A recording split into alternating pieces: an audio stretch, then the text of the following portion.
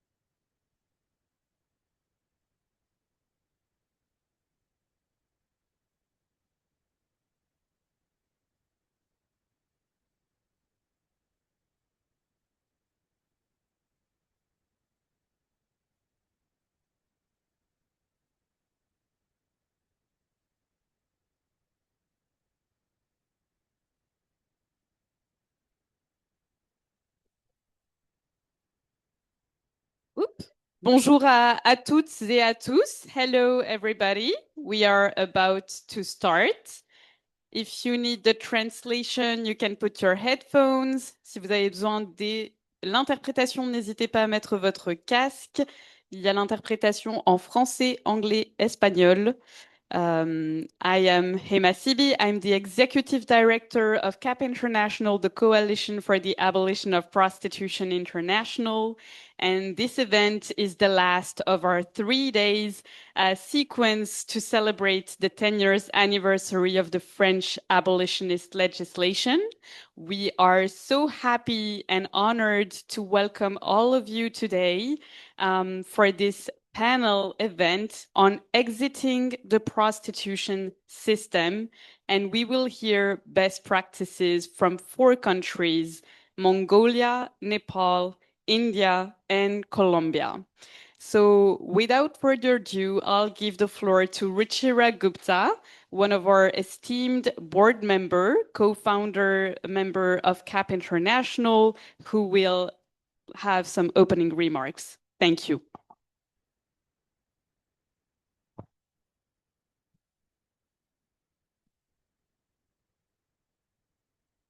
I'm going to move away from this because the light is shining here. Good afternoon. Let me begin by thanking Hema Sibi and warmly congratulate CAP International on convening this important gathering and on a decade of determined leadership in advancing the abolitionist vision internationally. I also want to congratulate France on the 10th anniversary of its landmark 2016 law, because this anniversary is not only symbolic, it marks 10 years of affirming a principle that is essential to justice, that those exploited in prostitution must be supported, and those who create, profit from, and sustain that exploitation must be held accountable.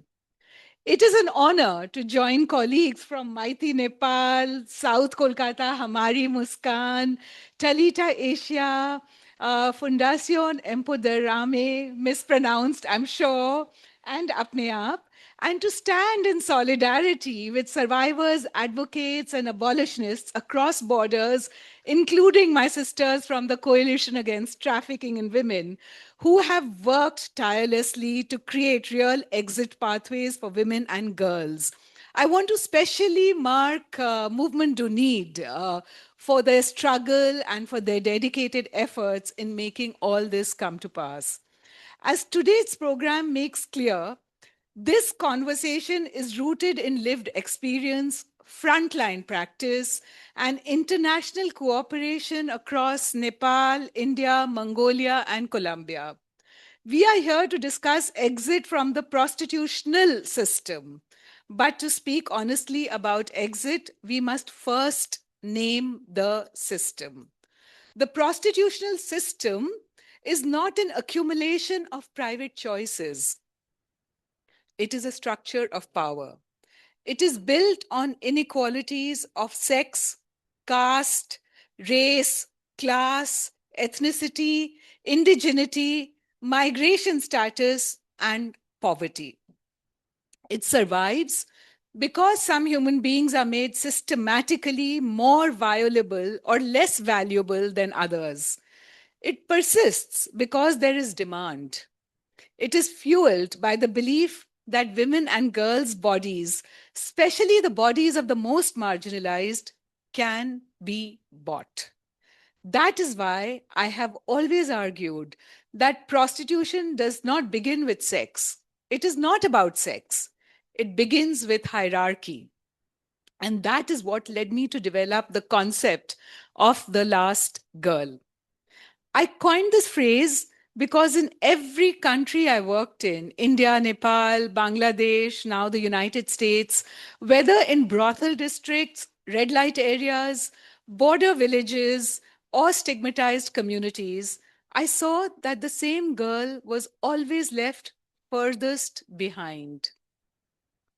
She was the girl born at the intersection of multiple forms of discrimination. The girl from the caste oppressed community, Devadasis, if you've heard of them, the Nuts, the tribal community, the migrant settlement, the minority group, the stateless population, the conflict zone, the Black or Native American. The girl whose disappearance caused the least alarm, the girl least likely to be protected by family, by market, by state, or by law, as we can see in the Epstein case files. The last girl is not only a person, she is a test. She is the test of whether our laws reach those who need them the most. She is the test of whether our institutions protect only the visible or also the abandoned. She is the test of whether human rights are truly universal. I created this concept because policy language often becomes abstract. We speak of vulnerable groups and marginalized populations, but the last girl forces us to ask a more precise moral and political question. If our interventions cannot reach the girl who is most excluded, then what exactly are we building? This, I believe, is why CAP International, and Gregoire is somewhere in the room, I think, embraced the last girl as a campaign. Because the prostitutional system does not fall equally on all women and girls. It falls hardest on those already pushed to the social, economic, and political margins. CAP has helped me make visible that prostitution lies at the intersection of sexist, racist, and class based oppressions, of course, gender based, and that abolition must therefore center those who bear that concentrated burden. I want to remember Pierrette, who's not here today. She was one of the first ones to understand and help me campaign and take note of this concept. In India, this has meant naming the historical and structural link between prostitution and caste. Certain Dalit, Adivasi, nomadic, and other stigmatized communities have been pushed into intergenerational prostitution. That is, prostitution passed down from mother to daughter or mother in law to daughter in law just after the girl gets married. And this is done through systems of exclusion that are centuries old, embedded in colonial times, when some tribes were labeled as criminal tribes, pushed to the margin, cut off from their livelihoods and their land, and forced to become squatters on the land of government authorities or zamindars, landlords, in return for doing the most menial chores, including being sexually available. Pimping began to be passed down from father to son, and prostitution from mother to daughter. It is a social institution reproduced in such communities through inherited inequality. And that is why exit cannot mean merely removal from immediate harm. Exit must mean transformation of the conditions that made exploitation possible. At Apne Aap, we have tried to do this by transforming red light areas into what I call green light areas. Places where girls move into schools instead of brothels, places where women gain identity documents, bank accounts, education, legal aid, healthcare, and dignified livelihoods. Places where the next generation is not born into a sexual economy, but into possibility. But let me say this very clearly. No victim becomes a survivor until she feels safe. And safety does not come from words alone. It does not come from sympathy alone. It comes when the system around her begins to change. It comes when traffickers are punished. It comes when sex buyers are punished. It comes when the law addresses demand. It comes when the men who bought, sold, violated, and profited from the last girl no longer walk freely through the same streets while she is told to rebuild her life.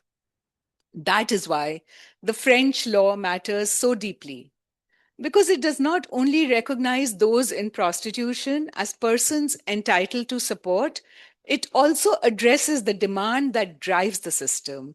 It understands that prostitution is not sustained only by supply born of inequality, but by male demand for prostituted sex. And unless that demand is confronted, the system will simply regenerate itself. We have seen this truth in the Nordic model. Sweden was the first country to introduce this model, followed by Norway, and now we are seeing country after country adopt this. We have seen this truth at the most intimate level too, in local brothel systems and at the most global level in transnational trafficking networks. The Epstein case laid bare for the world to see how sexual exploitation can be organized through wealth, influence, impunity, and male entitlement across borders. Different scale, same logic. A market a market in vulnerable female bodies does not sustain itself by accident. It is sustained by demand, by money, and by the protection of very, very powerful men. So when we speak of exit, let us be clear. Exit requires services. Yes, it requires housing, healthcare, education, psychological support, livelihoods, community, and long term accompaniment. But it also requires prosecution. It requires deterrence. It requires the delegitimization of buying human access to another person's body. Without that, we are not dismantling the prostitutional system. We are merely managing its casualties. This workshop brings together organizations with deep field knowledge and moral clarity. Maiti Nepal, South Kolkata Hamari Muskan, Talita Asia, Fundación Empoderam, CAP International, and Apne Aap, who each show in different contexts that abolition is not an abstract ideology. It is practical, concrete, and necessary. It means building pathways to safety, dignity, and freedom. It means moving from tolerating exploitation to making it unacceptable. As we mark 10 years of the French law, let us recommit ourselves not only to supporting exit, but to building the world that makes exit possible. A world in which those exploited are never criminalized or abandoned. A world in which accountability reaches pimps, traffickers, and buyers. A world in which the last girl is no longer the last. The last is not the least. Because if our laws, policies, and institutions are strong enough to protect her, then they will be strong enough to protect us all. Thank you.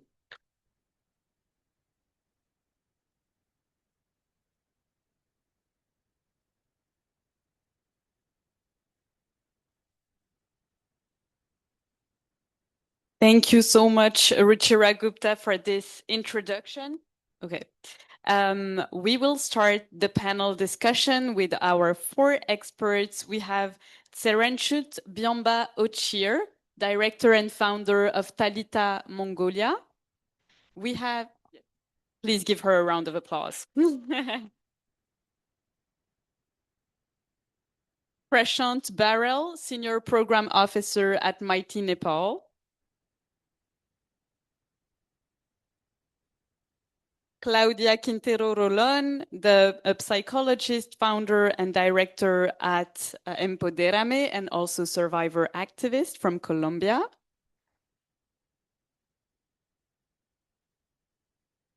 And Zoe, contractor advocacy lead in Apne Aap worldwide.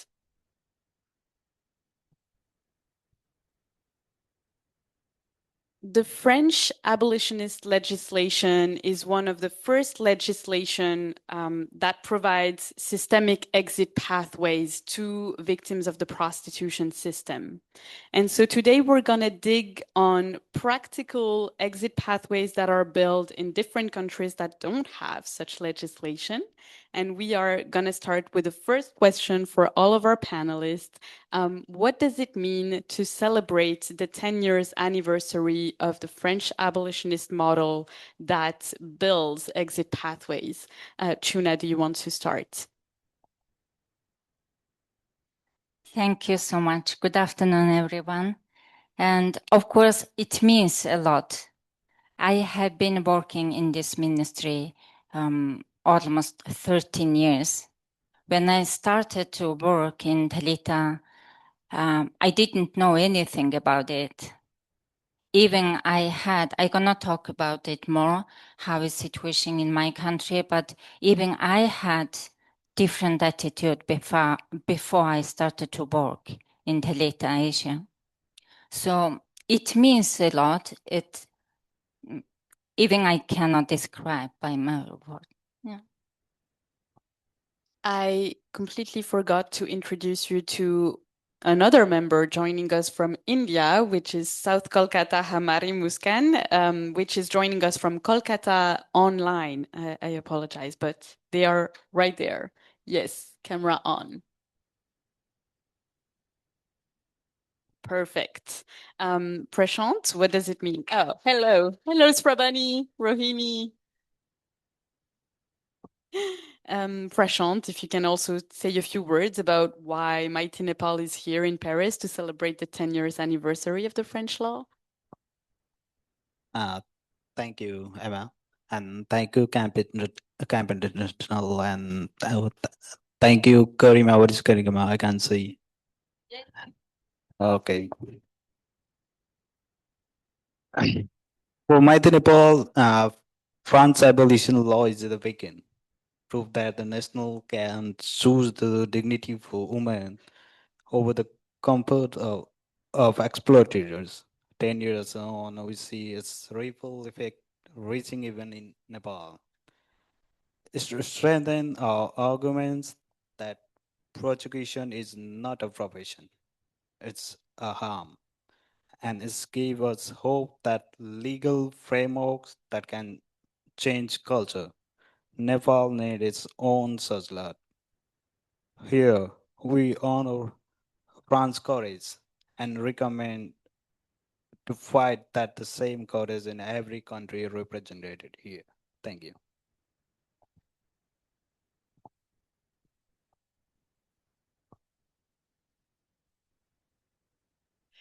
Hola, buenas tardes. Bueno, para los países latinoamericanos representa esperanza y representa esperanza porque em, sabemos que Francia pues ha sido la cuna de los derechos humanos, casi todos nuestros modelos jurídicos, sociales, vienen de este país. Entonces, todo nuestro sistema laboral jurídico en Colombia es basado en Francia y en España. Entonces yo pienso que es esperanza para los países latinoamericanos. Creo que esta esperanza se consolidaría en el momento que España tenga la ley abolicionista. Ahí vendría que nos preparemos para que sea para Latinoamérica también.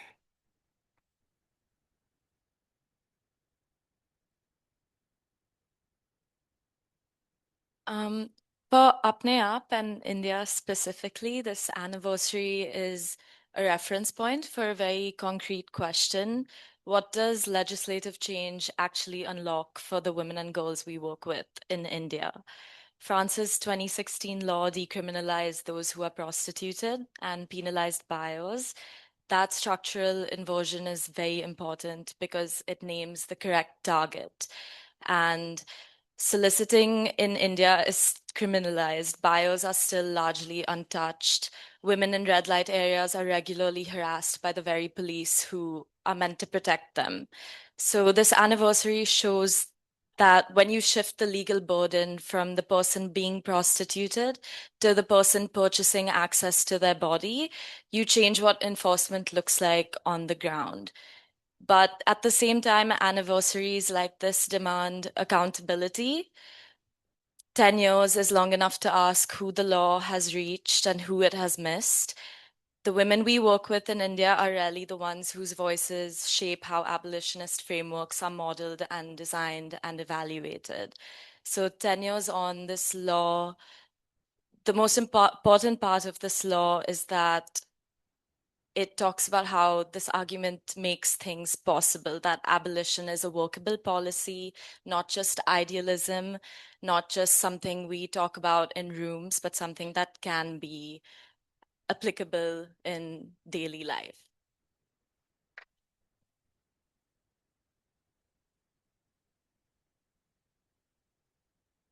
So we will start with Serenchut. You founded the very first organization that provide grassroots supports to persons in prostitution in Mongolia. Can you tell us a bit more about how you build exit pathways for women and girls there? Good afternoon. I'm sorry, I'm a little bit nervous, but thank you so much for giving me this opportunity to talk about the situation in Mongolia and how we at Talita Asia support women and girls who are being exploited. Our daily experience shows how abolition can help people in practical ways.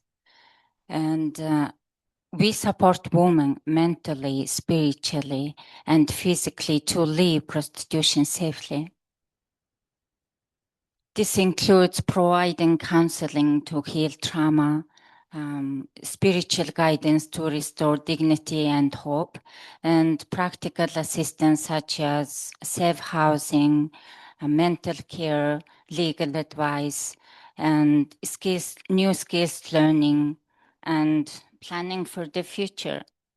At the same time, we focus on preventing new cases of exploitation by identifying and addressing the deep root causes: poverty, lack of education, family breakdown, and early sexual abuse, and social inequality that push people into it in the first place. Prostitution in Mongolia is illegal.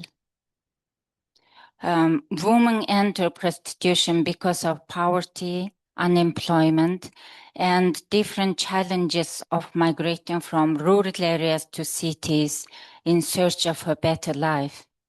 And also, many have suffered from early sexual abuse. And the rapid expansion of mining industry has worsened the problem significantly. It brings large numbers of men to certain areas for work, which increases demand for prostitution in mining towns and along transport routes. And trafficking for sexual purposes also a serious issue, happening both inside Mongolia and across countries.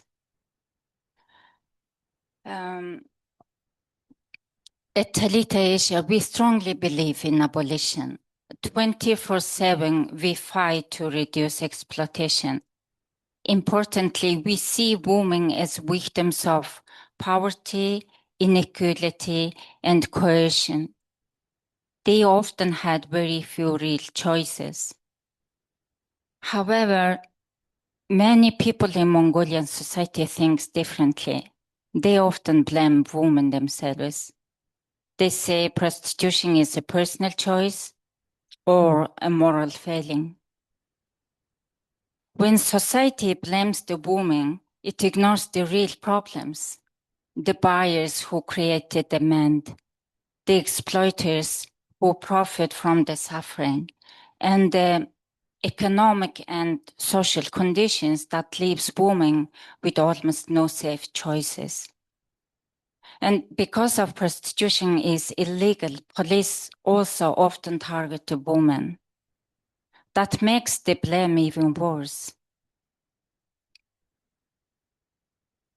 Those women don't need more judgments or punishments. What they really need is real opportunity, safety, and emotional support.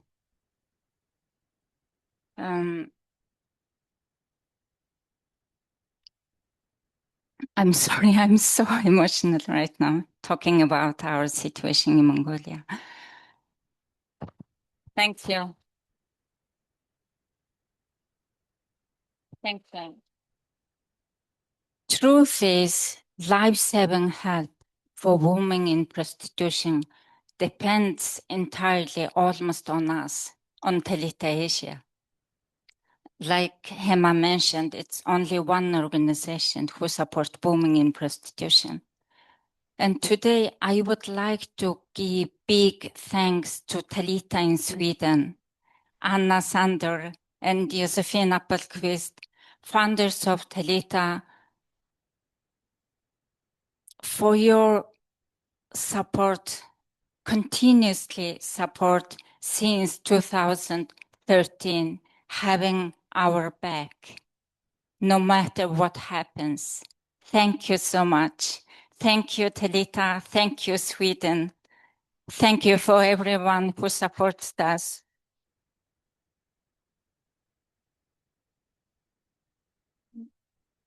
And I regret to say that there has been zero support from government. Thousands of vulnerable women across countries need actual help, but they are not getting it. So one or two small organizations cannot help everyone who need it. That's why we need two things together: legal amendments, and specifically an abolitionist approach, and far more extensive support services similar to Talita Asia's approach. Only then we can reduce the demand, stop the exploitation, and give women genuine ways to rebuild, to shape their own life. Thank you so much.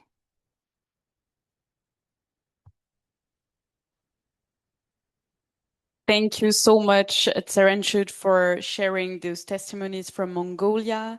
And we are happy to highlight today voices really from the grassroots, voices that are often also invisibilized in the media, in mainstream society, but that do the work at the front lines to support women out of prostitution. And thank you for the amazing work that you do. We are now turning into Srabani Sarkarneoji and Rohini Banerjee from India, South Kolkata Hamari Muskan. You work to prevent intergenerational prostitution in Kolkata's biggest red light areas, which is Sonagachi, and in a smaller red light area, which is Beau Bazar. In those areas exist what is called intergenerational prostitution, and South Kolkata Hamari Muskan works to break those cycles. Can you tell us about how to build resilient communities in the face of the prostitution system imposed on them? Srabani, thank you. Thank you, Hema. Rohini is here and she will explain your question. But the thing is, it is very challenging and difficult to do this work, because we are here for the 10th year anniversary of the law, French law, but still we need this legal system and the support in India. So we are here. I know want to say that Ruchira is here, and Ruchira always make the advocacy and work with the government, take the initiative to go ahead and talk with the government. We are always with the same platform, but still we are really facing the challenge from the government and doing our work in a very challenging situation. So intergeneration prostitution in Sonagachi, and it's the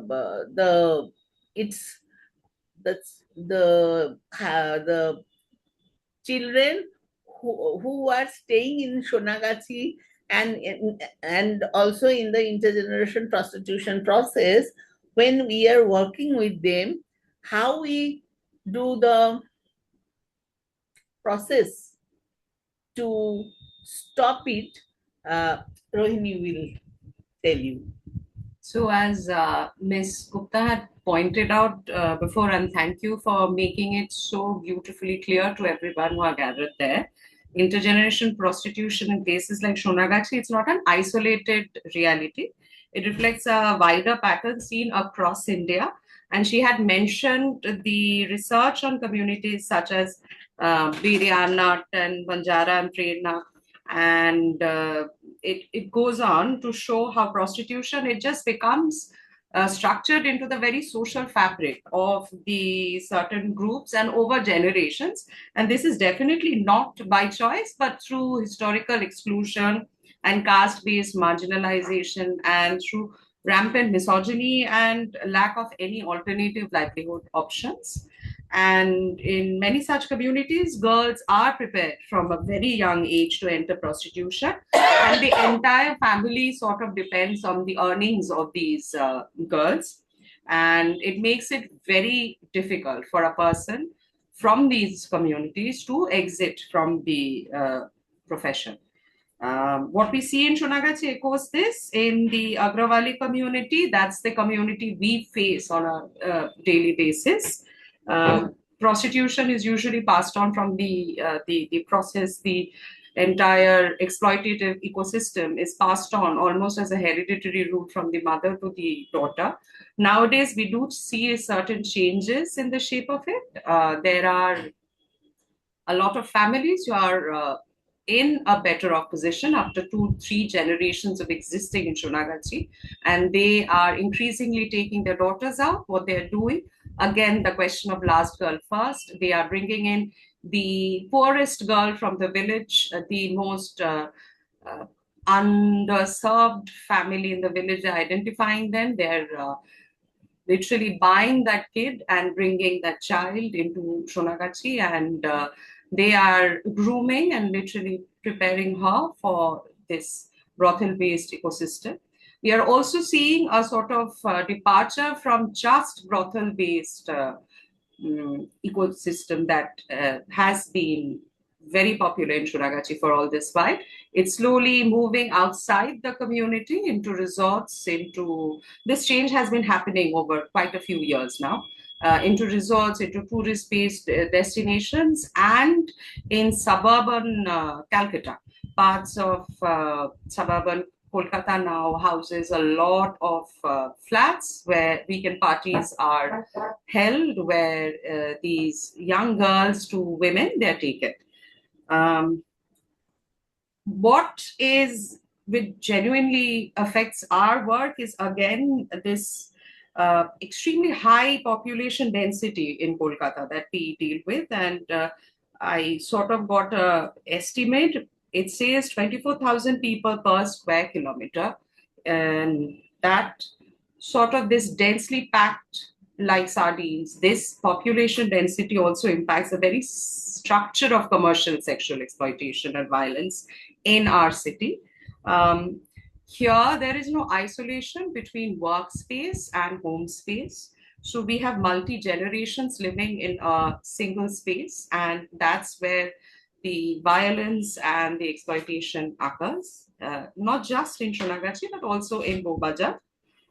It is a site where commercial sexual exploitation happens. It is a place where the entire family, multi-generations of it live. It's a place for cooking, sleeping, and sometimes it's also a place where the child grows up. So we see there is a collapse between private and public spaces. And women and minors grow up in this collapse, and they are exposed, especially minors are exposed very early on to adult sexual activity, transactional relationships, and violence, and so much so, it's normalized almost. This is where we sort of try to work within. South Kolkata Hamari Muskan, we try to interrupt not just intergenerational prostitution, but also intragenerational prostitution. We do it in two ways.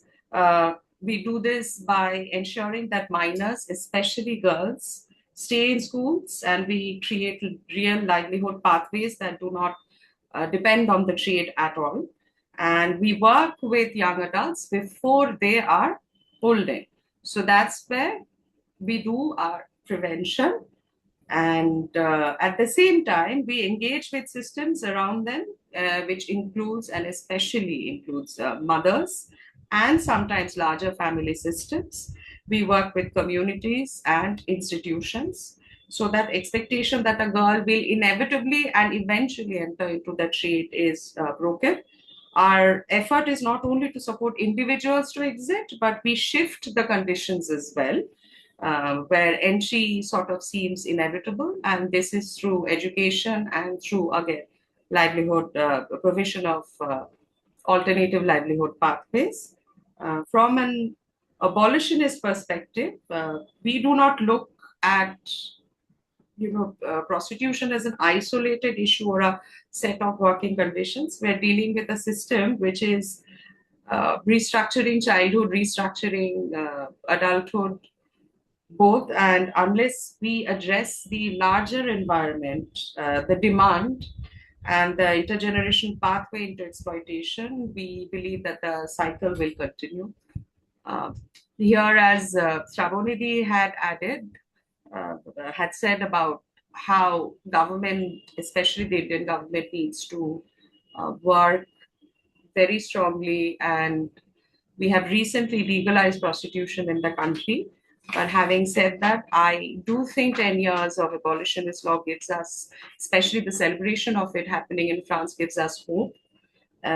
Because you have shown the way that unsafe, exploitative processes which are incompatible with human dignity cannot be the way forward, cannot be seen as work.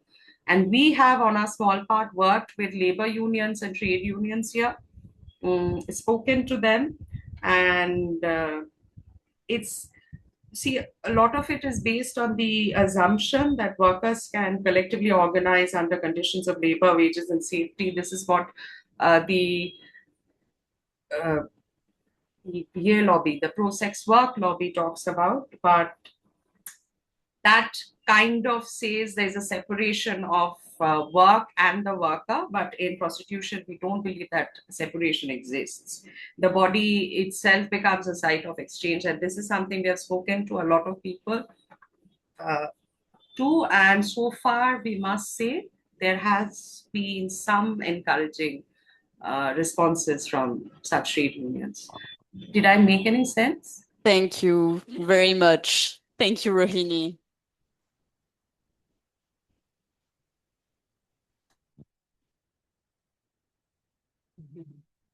Now turning to you, Prashant, you work for Mighty Nepal, which is one of the oldest institution and organization providing also support to victims of trafficking there.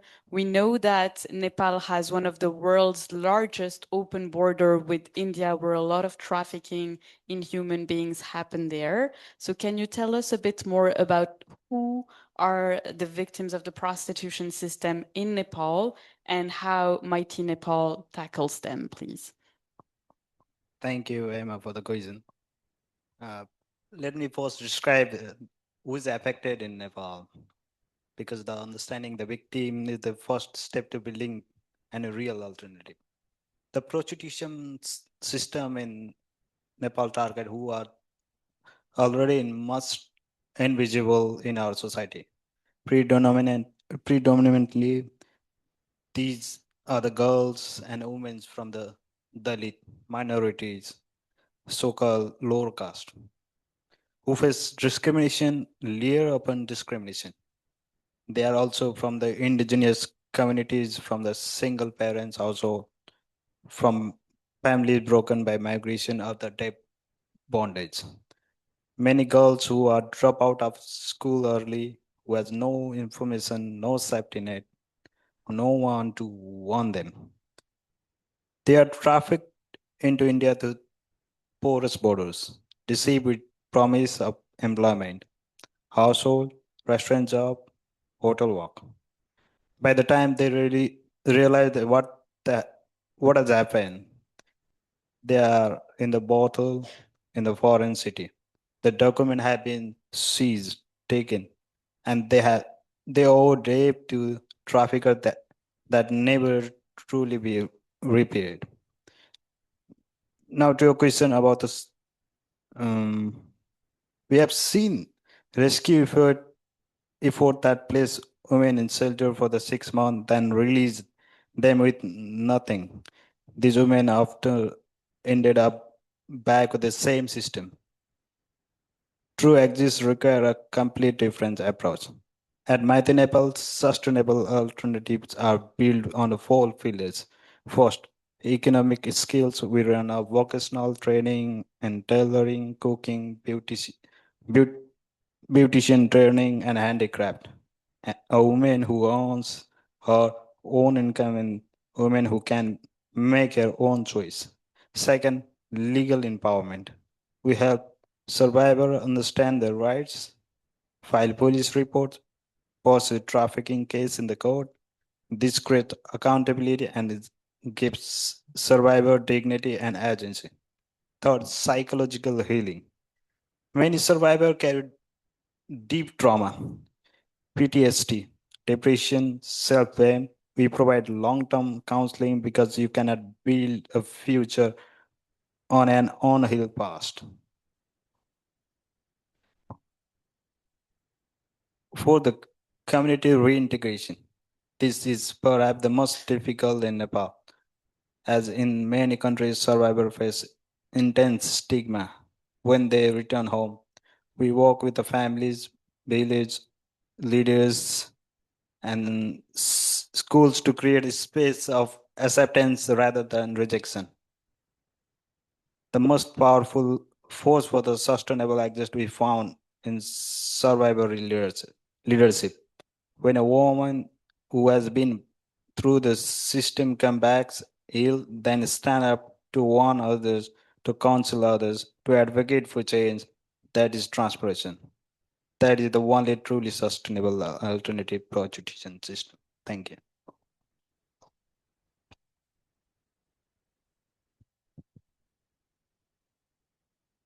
Now, Claudia. The prostitution system in Colombia is very linked to the cartels, to paramilitary groups, and harms the most vulnerable women. Empoderame is one safe haven for those victims. How do you build safe abolitionist spaces? And can you tell us a bit more about prostitution in Colombia? Bueno, primero, como decía mi compañero, hay que conocer un poco el contexto y quiero contarles que en Colombia y en Latinoamérica, así como pasa en México, Centroamérica, Brasil, todo está centrado en algo que se llama el norte global consumiendo sustancias psicoactivas, cocaína, drogas. Y nos metieron a los países del sur global en una guerra contra el narcotráfico que se ha llevado a la mitad de la población. Muertes, desapariciones. Entonces, en Colombia estamos peleando guerras para que los norteamericanos no consuman cocaína. Y ahí en el marco de esa guerra están los grupos armados, los carteles, las bandas criminales, ¿sí? Porque en eso sí somos muy buenos los colombianos, trabajamos muy bien en equipo, para lo bueno y para lo malo. Entonces, hacen bandas criminales con jerarquías y ahí viene la prostitución como si fuese se usa de dos maneras. Primero, para satisfacer esos grupos de hombres que conforman las bandas criminales, porque las conforman hombres.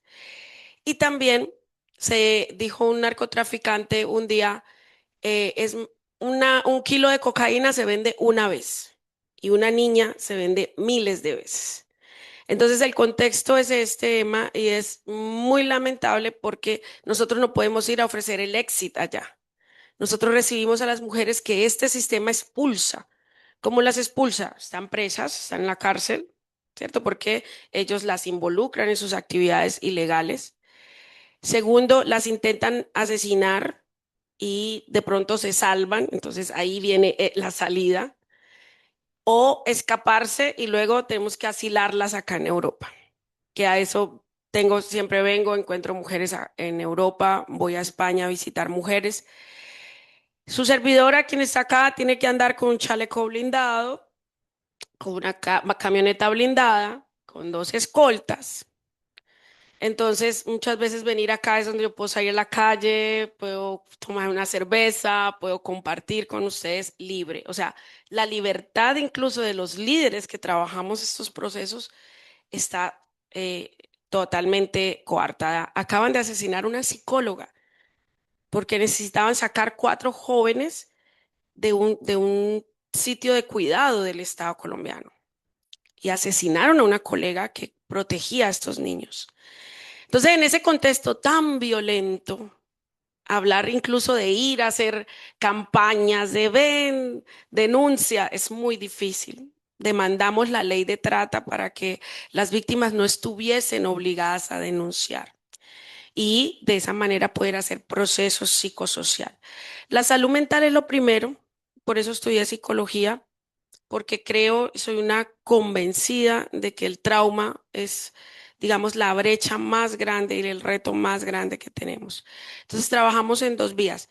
Ir trabajando el trauma, pero vamos dando herramientas, habilidades. Mira, la vida es esto, hay que trabajar, hay que pagar electricidad, hay que pagar el agua, hay que comer, hay que aprender a hacer compras, hay que aprender a cocinar. Y después del tema del trauma es todo lo que tiene que ver con lo jurídico. Yo creo que parte del éxito de mi proceso personal también tiene que ver que tuve acceso a derechos y el tener un abogado, el tener, bueno, después resulté también casándome con un abogado, o sea, el tener quien te defienda también es muy importante. Entonces pienso que el proceso de salida, aparte de comida, vivienda y todo lo que hacemos, que ya ustedes lo contaron y no lo quiero repetir, sí pienso que es muy fuerte el acceder a derechos fundamentales, en ir a las cortes a pelear por tus documentos, sobre todo con las migrantes que no tienen derecho a documentos en Colombia. Entonces, hacer esas luchas al lado de ellas es muy valioso. Entonces, pienso que ese ha sido como, digamos, el trabajo que venimos haciendo en Colombia.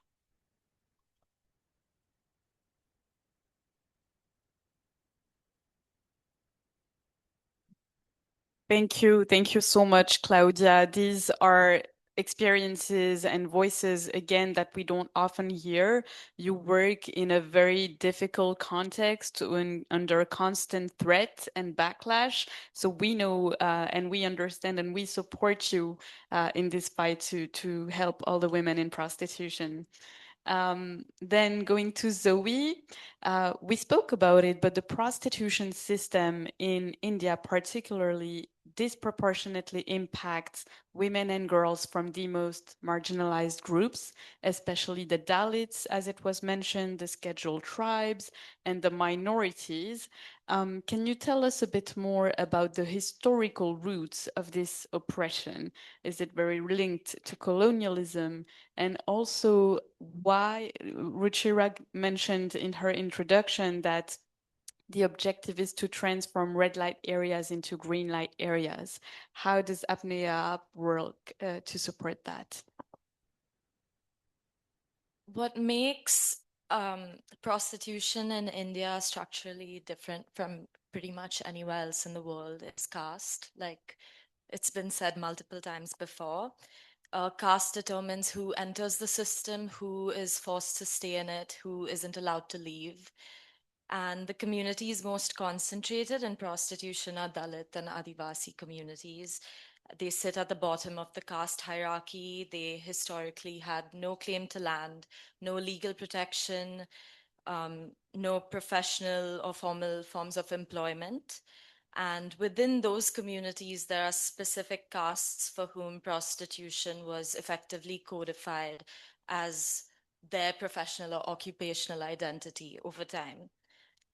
Under British colonial rule, the Criminal Tribes Act of 1871 classified entire nomadic communities as inherently criminal.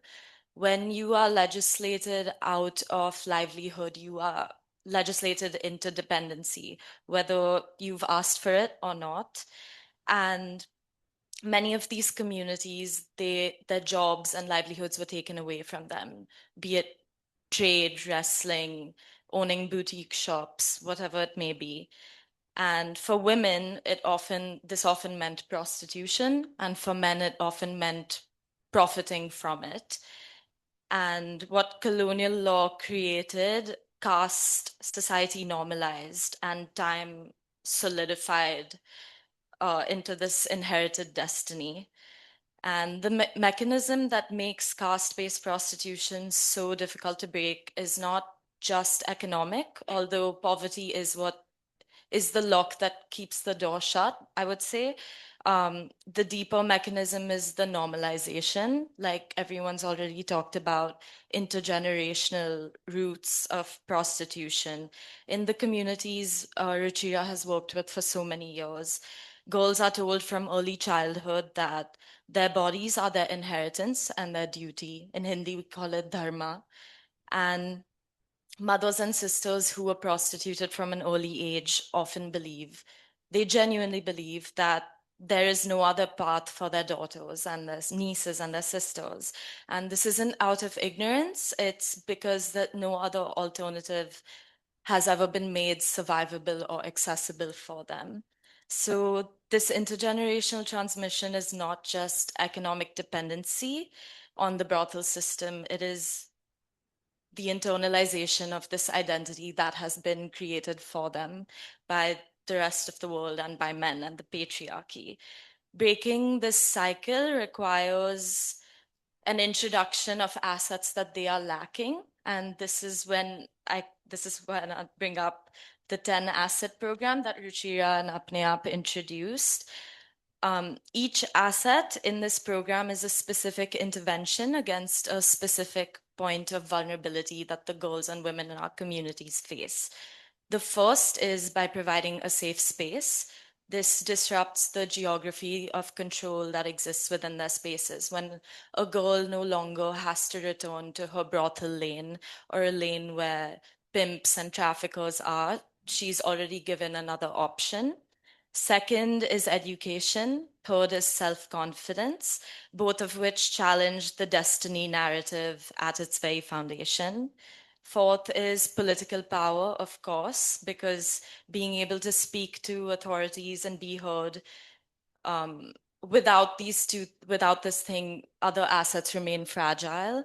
Fifth is government identification, because existing as a legal person is much better than not existing on paper at all.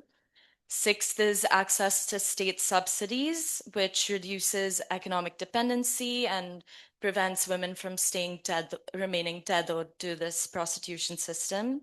Seventh is legal support. Eighth is savings. Ninth is livelihood linkages, which make exiting economically survivable. And lastly, 10th is what Ruchira calls the circle of 9 friends, which gives these women a support system, a system to talk through that trauma, all the emotion that is just unavoidable and inevitable in all of this. So over 3 to 5 years, a girl who gains all 10 assets becomes a multiplier. She recruits other girls into the network because she has seen firsthand how the system has worked. And this makes the movement self-generating, which I think is more important than anything. The abolitionist movement in India cannot be just or simply donor-led or NGO-led. It has to be survivor-led, and I think this applies pretty much everywhere else in the world. Apne Aap itself was co-founded by 22 women from a red light district alongside Ruchira.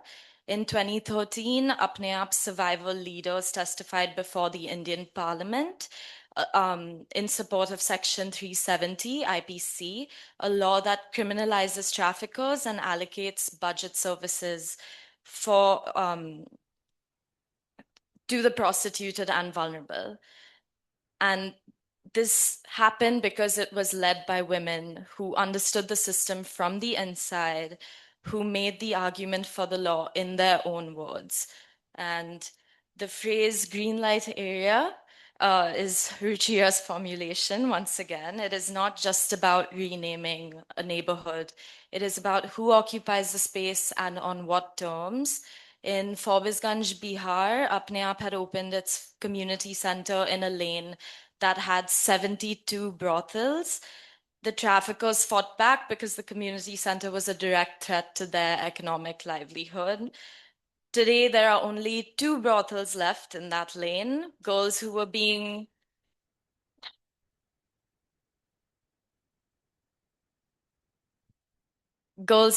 groomed for prostitution are now students, teachers, chefs, karate champions, animation artists. The cattle fair that used to traffic girls annually no longer operates in that area. And this is what a green light area means, not the absence of poverty, but the presence of alternative structures strong enough to hold against the systems that would otherwise fill this very sad void.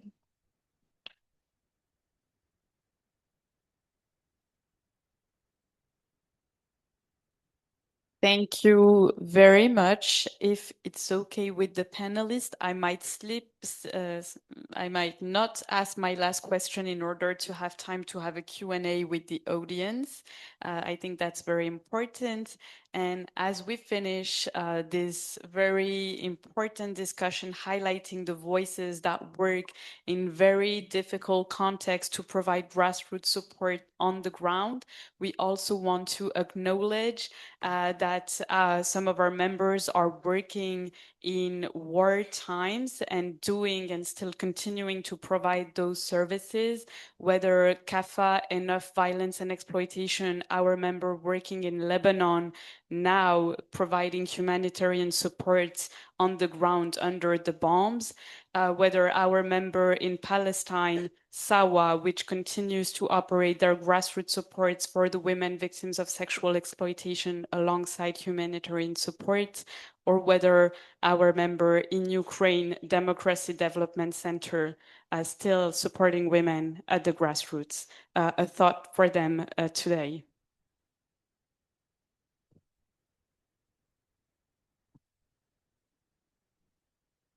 Now, moving to questions from the audience. If you have any, don't hesitate to raise your hand and we're happy to pass down a mic.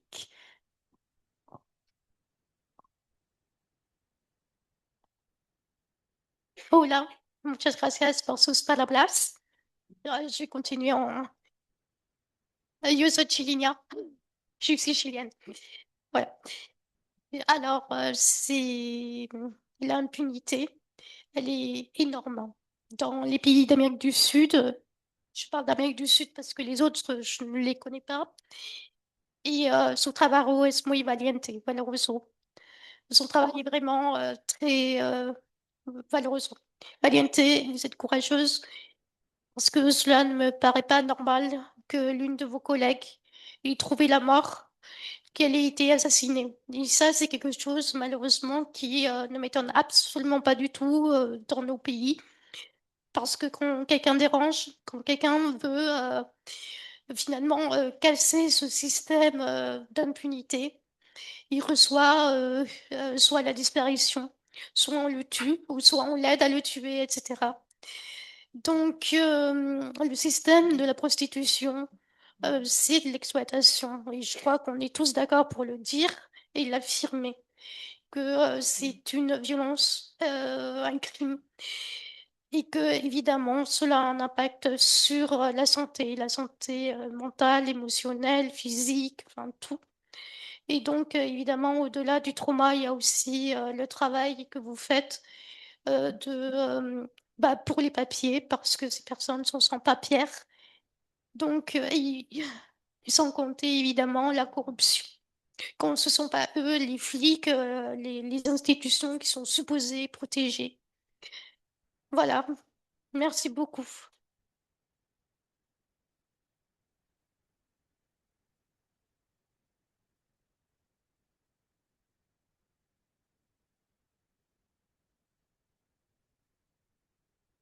Hello, thank you first of all for all you said. I'm from Germany and I have a question for 1 or 2 years now. I first heard that from other European countries, Sweden, for example, and now for 1 or 2 years we have more and more and more women from Colombia in prostitution in Germany, and it kind of came overnight. It wasn't a topic, and now it's huge. Do you have any idea how that happened? Why, and why so fast?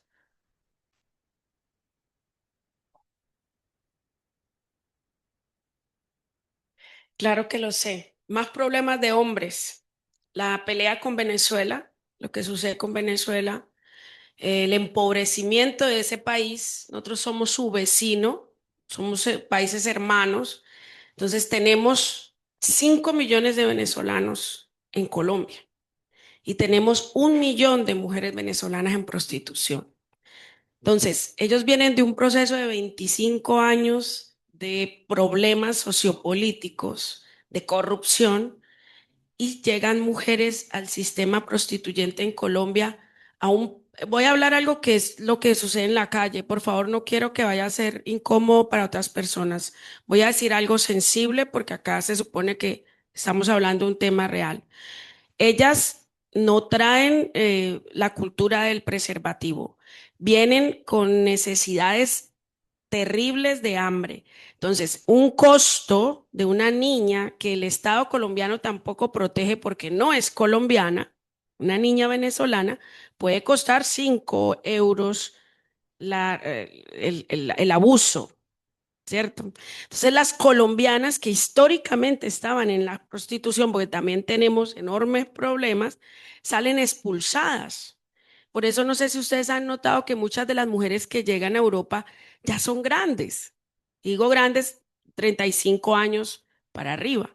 Porque en Colombia lo que estamos haciendo o lo que están haciendo los varones con las niñas venezolanas es demencial. Entonces se llena el mercado de la prostitución, porque todos entendemos que es un mercado, se llena de niñas y mujeres venezolanas, y por eso de la noche a la mañana tenemos Alemania, incluso Francia, España, Portugal, llena de mujeres. Pero para cerrar, les quiero dejar un tip. Nuestro presidente viene a Europa y al lugar que visita es a un burdel en Europa. ¿Qué podemos esperar las colombianas?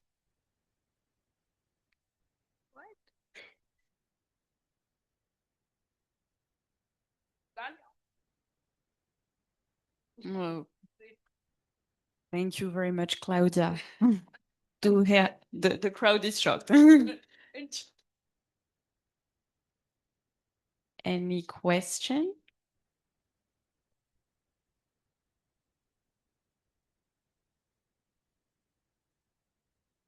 Which city do you work in? Which city are you in?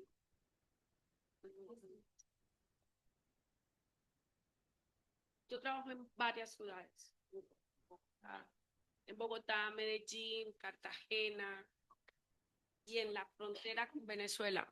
En Cúcuta, en la frontera con Venezuela. Realmente Colombia no es un país muy grande y nos permite movernos con muchas voluntarias y voluntarios en varias partes del país. Y lo que estoy contando del presidente es un apunte y es real. O sea, de verdad el tipo vino a Europa y en sus extractos de la tarjeta de crédito salió un pago en un famoso burdel en Portugal. Entonces, entiendan un gobierno que piensa que la prostitución es una actividad sexual paga, porque así le dicen en Colombia ahora la prostitución. Entonces, estamos fuertes, obvio, porque tenemos respaldo de una red inmensa como la CAP y de muchas cosas, pero también el contexto es difícil. Pero estamos fuertes, ¿no? No quiero que se vayan tristes. Estamos fuertes, somos muchas y hacemos mucho ruido.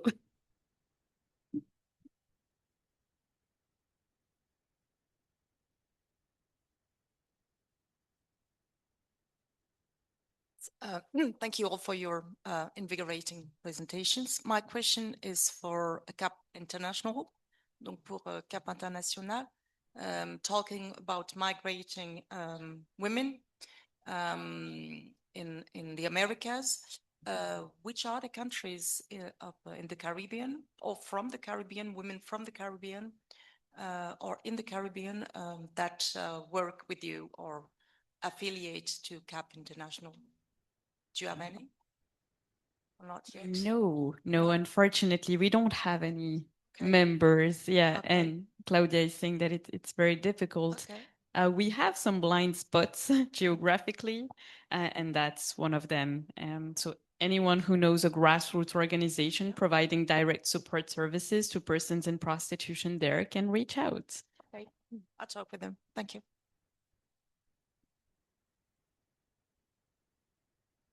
Okay. Are we good on the question? I think we are.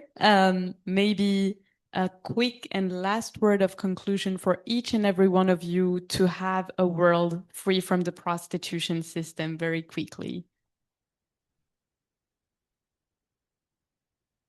Yeah. Today, I carry the voice of young women whose words and story deserve to be heard. And I'm honored to share her message today with her permission. And she was sexually abused at the age of 9. And when she was 12 years old, she had been forced into sexual exploitation for 2 years. When she was 14 years old, I met her first time. And today she is 23 years old, has 2 kids and family. On June 2023, at Telita Asia's office in Mongolia, Jonathan met her because she was one of the women who benefited from the program Exit Phase 1. And it was in that emotional meeting, as she shared her life story, Jonathan had tears in his eyes and he asked, "What can I do for you?" And with hope and pain in her voice, she answered, "Just deliver my message to everyone you meet." It was her message. Don't leave behind all girls who have been sexually abused at home. If you don't keep them safe, many of them will end up like me. And after that meeting, Jonathan delivered her message to everyone. And I am delivering it again today. Don't leave behind all the girls who have been sexually abused at home. If you don't keep them safe, they will end up like me. And it was her simple but urgent message to every leader, every politician, and to every person. Because every girl we keep safe at home is one less life broken by prostitution. And every protected child brings us one step closer to a world free from prostitution. Thank you so much.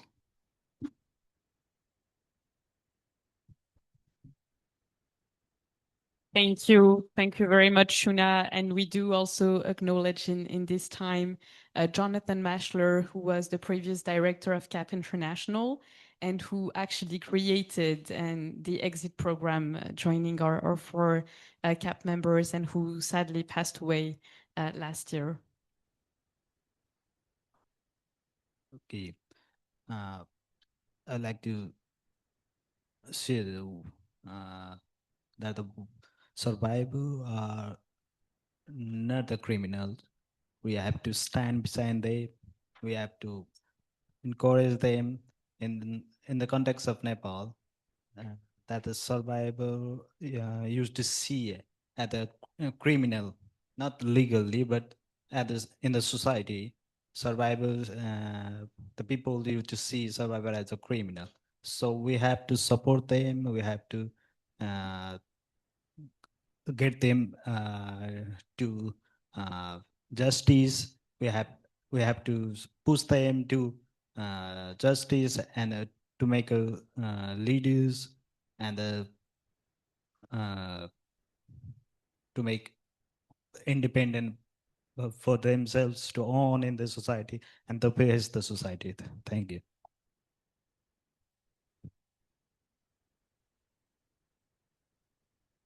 Thank you, Claudia. Zoe, sorry. Yeah, go ahead. Hello. I think I think over the past 3 days, something has become very clear to me, and it's that survivors shouldn't have to lobby their way into rooms of discussion and discourse. Their seat should be guaranteed by design in drafting committees and review mechanisms and the bodies evaluating whether the law actually works for the people it was written for. I also think that exit programs should require validation from survivor-led organizations before funding is released, so that the risks of exiting are comprehensively accounted for. And this all stems from the fact that prostitution isn't just prostitution. It involves a multitude of horrific human rights violations, drugging, rape, kidnapping, selling, even done by family members, people you consider close to you. And I think the people who understand these intricacies and complexities best are the people who have firsthand direct experience with the system. Thank you. Zoe. A word from Srabani and Rohini of conclusion, of hope on how to create a world safe from prostitution. Thank you, Emma, to me and to all the members of South Kolkata Hamari Muskan who they believe the abolitionist model, and to us to South Kolkata Hamari Muskan, they think decriminalization of persons in prostitution, criminalized demand, guarantee exit pathway. That means not only housing, financial support, education, dignified livelihood. Not only that, with that, the women who are in prostitution, they will leave prostitution by alternative job option, and to prevent the second generation of prostitution, because the girls who are forced into prostitution by the community and by the societies, the last girl, you can say. So to prevent that, and to us provided long-term psychosocial and medical care. To us, mental health is a very important aspect, because mental health gives them the Courage, the resilience, and they think about their it comes to us that they think about their childhood, and they recall their desire, and they think that their children will not do prostitution or pimping or anything. So it is very important that mental health with the mothers, with the women, and with the girls should be there to go ahead to go ahead for Thank you very much, Srabani. stop prostitution, and the exit model will be go ahead. Thank you.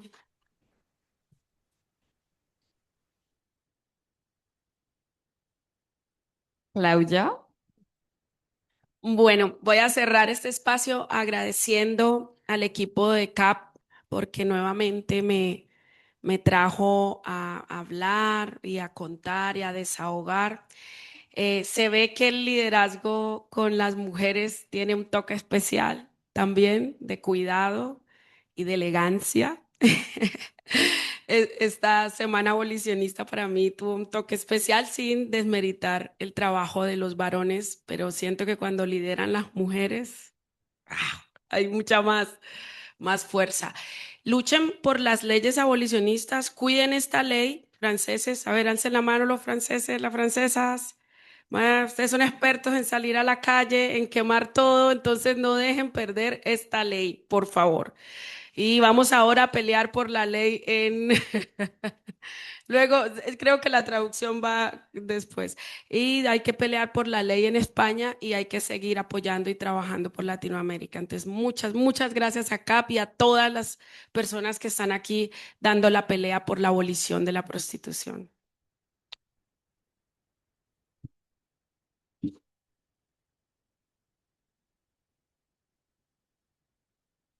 Thank you to our amazing panelists. I would like to say a few words of conclusion because we had a wonderful time with all of you activists from all over the world celebrating the 10 years anniversary of the French abolitionist legislation. Yesterday was this special anniversary, the anniversary of this legislation. And so on this occasion, CAP International, the Coalition for the Abolition of Prostitution, and its French members, Mouvement d'Unis and Fondation Celle, invited the world to Paris. We welcomed over 1,000 people over the course of 3 days, a delegation of survivors coming from 14 countries, CAP members, frontline NGOs from 29 countries, parliamentarians from Mexico, Spain, from a lot of other countries, and activists, women's rights and feminist activists. In this movement, we have few occasions to celebrate. The women's movement is relentless. We face tremendous pushback. We face a growing force of patriarchy and growing male sexual entitlement to women's bodies. Survivors of prostitution from South Korea said a couple of days ago that in their countries, they could not speak about prostitution without covering their faces. We have survivors from Colombia, such as Claudia, who face constant life threats for speaking about prostitution in her country. And we have also a movement that is bullied everywhere in the world with a mainstream narrative that promotes the idea that the prostitution system, which is one of the oldest oppression, is and should be legalized. So we want to celebrate this victory, the victory that the French abolitionist model is about and the abolitionist models everywhere are about, because they impact and provide direct impact in our societies. Since we adopted the legislation in France, 2,000 persons benefited from an exit pathways. 90% of them found a stable job at the end of it. 10,000 sex buyers have been arrested. 65 networks of trafficking and organized crime rings have been dismantled only in 2024. So the way is still long to go, but we will continue. Societal changes take time. How did we celebrate this victory? We were in the streets with the World Survivors March, gathering 1,000 people according to trade unions, maybe 600 in realities. We were there with survivors of prostitution, activists from all over the world, calling on the international community to abolish the prostitution system, to listen to survivors, to their recommendation. We were also there in remembrance of those who lost their lives into this violent system, and for those who survived it and were there to speak and raise awareness on this violence. We were yesterday at the Parliament in a conference that gathered 400 people, reminding that changing our systems must go through the law.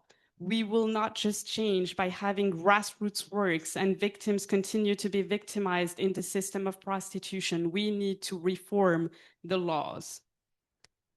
In the face of the Epsteins of the world that want to discourage us, that want to silence us, that want to harm us, we rise. In this 10 years anniversary, we send a strong message. Our movement, led by survivors, by grassroots organizations, by women's rights activists worldwide, is relentless.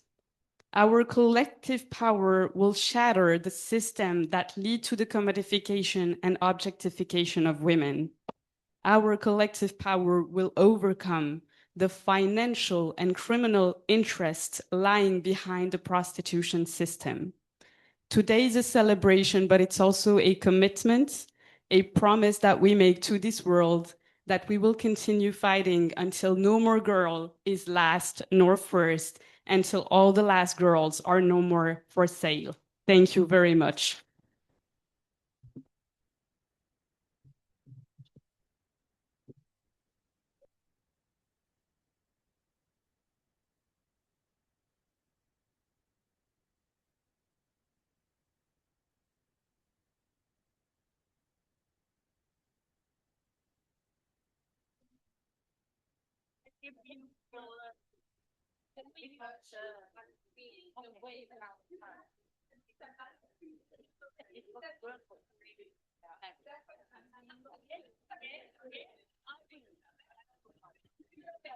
Please help the great volunteers by rolling the headphones and putting them back there.